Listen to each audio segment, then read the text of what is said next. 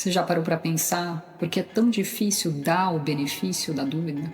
Alguém fala algo que te incomoda e em milésimos de segundo você já montou toda uma história na sua cabeça.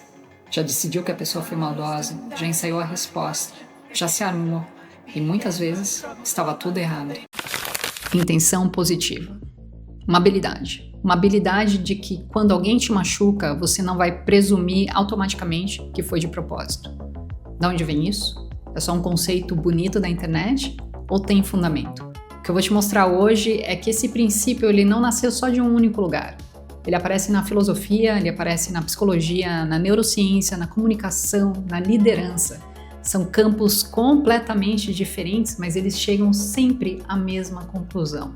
Essa história que você conta sobre a intenção da outra pessoa define a sua reação. Só que na maioria das vezes, essa história ela é sua e não da outra pessoa. Então vem comigo que eu vou te mostrar raiz por raiz de onde vem a intenção positiva e por que o seu cérebro luta contra essa intenção positiva o tempo todo. Ele aparece na retórica clássica, mas foi formalizado no século XX por dois filósofos, o Neil Wilson, em 1959, e depois veio o Donald Davidson, em 1973. A ideia é surpreendentemente simples. Quando você ouve algo que alguém disse, antes de você discordar, antes de você reagir, você deve escolher a interpretação mais razoável, mais favorável possível. Parece ingenuidade nesse processo. Não é ingenuidade, na verdade é o oposto. É o rigor intelectual. Pensa aqui comigo. Se alguém diz algo e você interpreta da pior forma possível, aí você vai reagir à interpretação. Você não está respondendo ao que a pessoa disse. Você responde a uma versão distorcida que você criou na tua cabeça, no teu corpo, na sua mente. Você está brigando com fantasmas. O princípio da caridade diz: antes de refutar, entenda. Antes de atacar, pergunte, porque se você só consegue vencer um argumento quando distorce o que o outro disse, você não está vencendo nada. O mais bonito disso é que esse princípio ele não foi criado para relacionamentos amorosos, nem para relacionamentos familiares. Ele foi criado para debates filosóficos.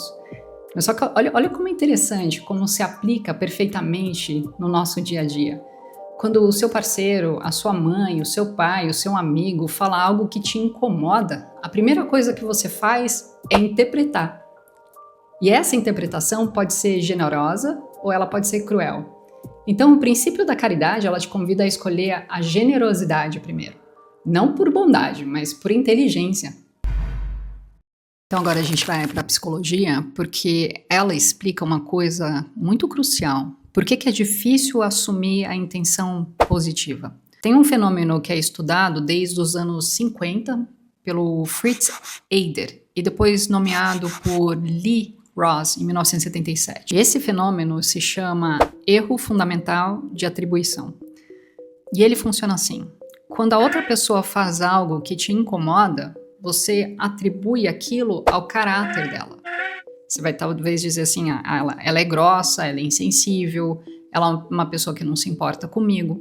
Mas quando você faz algo que incomoda alguém, você diz, eu estava cansado, não foi por mal, o dia foi pesado. Você atribui à circunstância e não ao seu caráter. Então aqui o que acontece? Você percebe que tem um desequilíbrio nesse processo? Você se dá o benefício da dúvida o tempo inteiro. Mas quando é a outra pessoa, você se acaba julgando na hora. Então, é o teu cérebro funcionando no automático. A gente tem acesso às nossas intenções. Então, o que acontece?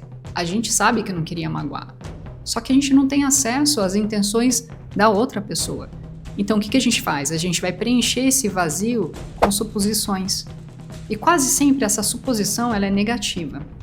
Então, assumir a intenção positiva é basicamente corrigir esse viés, essa forma de pensar.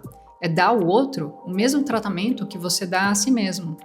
É dizer assim, talvez essa pessoa também está cansada, talvez ela também tenha se expressado mal, talvez tenha um contexto aqui que eu não conheço. Agora a gente chega na neurociência, que talvez seja a explicação mais reveladora de todas. Dentro do teu cérebro existe uma estrutura chamada amígdala, bem aqui atrás. Ela faz parte de um sistema límbico responsável por processar ameaças emocionais. Então, quando alguém fala algo que te fere, a amígdala vai disparar antes de qualquer análise racional. Do outro lado, tem o córtex pré-frontal. É a parte do cérebro que é responsável pelo raciocínio, ele é responsável pela ponderação, pela análise de contexto. Qual que é o problema? A amígdala, ela é muito mais rápida. Ela reage milésimos de segundo. E o córtex pré-frontal, ele precisa de mais tempo para processar. O que isso significa? Você sente a ofensa antes de entender todo o contexto. O seu corpo já está em modo defesa antes da sua mente ter a chance de avaliar o que realmente aconteceu. É por isso que a gente reage de uma forma desproporcional tantas vezes. Não somos pessoas ruins. É porque o sistema de proteção que a gente tem no nosso cérebro, ele é mais rápido. Ele é mais rápido que o sistema de compreensão. Então, assumir a intenção positiva, na prática, é dar tempo para esse córtex pré-frontal aqui alcançar a amígdala. É criar uma pausa pequena, ou seja, entre o sentir e o reagir. Aqui cabe uma frase atribuída ao Viktor Frankl. Ele foi psiquiatra e sobrevivente do Holocausto. E ele diz assim: entre o estímulo e a resposta tem um espaço. E nesse espaço está o nosso poder de escolher a resposta. Nessa resposta está o nosso crescimento, está a nossa liberdade. Esse espaço aqui, ele é tudo. Aqui mora a diferença entre um conflito necessário e uma conversa que fortalece a sua relação. Nas minhas sessões de coaching, uma das coisas que eu mais trabalho com as pessoas é exatamente isso. É identificar esse momento de estímulo e reação. Porque a maioria chega dizendo: eu explodi, eu não aguentei, eu me fechei completamente. E quando a gente olha juntos, quase sempre tem um ponto ali no meio onde a interpretação tomou o lugar da realidade. Isso aqui é um processo, ele não vai acontecer da noite para o dia, mas quando a pessoa começa a perceber esse padrão, tudo muda. Muda nos relacionamentos, muda no trabalho, muda na relação dessa pessoa com ela mesma. Mas voltando aqui às raízes, agora a gente vai falar de Marshall Rosenberg e da comunicação não violenta, que é a famosa CNV. Rosenberg era um psicólogo mediador de conflitos, ele trabalhou em contextos pesadíssimos, em escolas de segregação racial, conflitos entre gangues, disputas internacionais. Então ele desenvolveu um modelo de comunicação baseado em 4 passos. O primeiro passo é observar sem julgar. O segundo é identificar o sentimento. O terceiro é reconhecer necessidades por trás do sentimento. E o quarto é fazer um pedido claro. Repara que o primeiro passo é observar sem julgar. Isso é o ato de não atribuir intenção antes de você ter clareza. Rosenberg não usava o termo intenção positiva diretamente, mas toda a estrutura da comunicação não violenta é construída sobre essa mesma base. Ele dizia que por trás de toda ação humana existe a necessidade não atendida. Quando alguém é agressivo, por trás disso tem medo. Quando alguém se fecha, por trás tem a dor. Quando alguém critica, por trás tem uma necessidade de ser visto. Nada disso justifica comportamento ruim, mas explica. E quando você entende, você responde e reage de uma forma diferente. A comunicação não violenta, ela te ensina a sair do o que a pessoa fez comigo e você entra em outro modo. O que está acontecendo com a outra pessoa? E essa mudança de pergunta muda tudo. Inclusive, tem um vídeo que eu dou um exemplo que fala assim, quando as pessoas estão numa conversa. Você vai perguntar: o que você quis dizer com aquilo? Porque eu entendi isso e eu senti isso. Isso daqui é comunicação não violenta pura, é observação e um pedido numa frase só.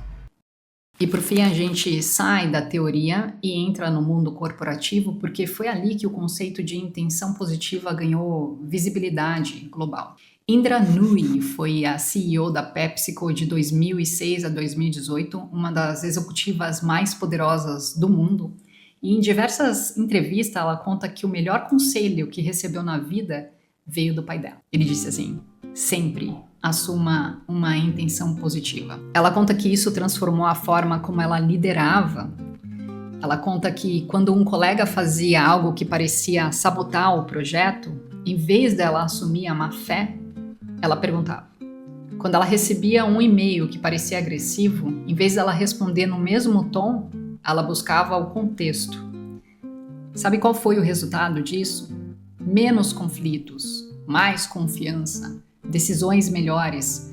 Porque quando as pessoas sentem que você não está o tempo todo presumindo o pior sobre elas, elas abaixam a guarda. E quando abaixam a guarda, elas colaboram de verdade. O que eu acho mais bonito dessa história é que não veio de um conselho de livro de negócios, veio de um pai, veio de casa. Porque no fundo essa habilidade, a gente não está falando sobre liderança corporativa, a gente está falando sobre você escolher se relacionar melhor com qualquer ser humano. Então, vou voltar aqui no que a gente viu hoje. Primeiro, sobre a filosofia, que diz: interprete com generosidade antes de reagir. A psicologia vem dizer: você já tem um viés que distorce a intenção do outro, então corrija isso. A neurociência: o seu cérebro reage antes de entender, cria uma pausa. Comunicação: observe sem julgar, pergunte antes de presumir. E a liderança: quando você assume o melhor das pessoas, elas te entregam o melhor delas. 5 campos diferentes, a mesma conclusão. Assumir a intenção positiva não é ser ingênuo, não é aceitar tudo. Você não está fingindo que está tudo bem quando não está. É só perguntar antes de concluir. Sentir a dor, sim, mas dá um instante para transformar essa dor sem acusação. Porque na maioria das vezes a pessoa não quis te machucar. E nas vezes em que quis, bom, essa pergunta também revela bastante coisa. Você não perde nada perguntando, mas perde muito reagindo. Se esse conteúdo faz sentido para você, compartilha com alguém que precisa ouvir isso. Às vezes, uma ideia simples no momento certo muda a forma como a pessoa se relaciona com o mundo ao redor.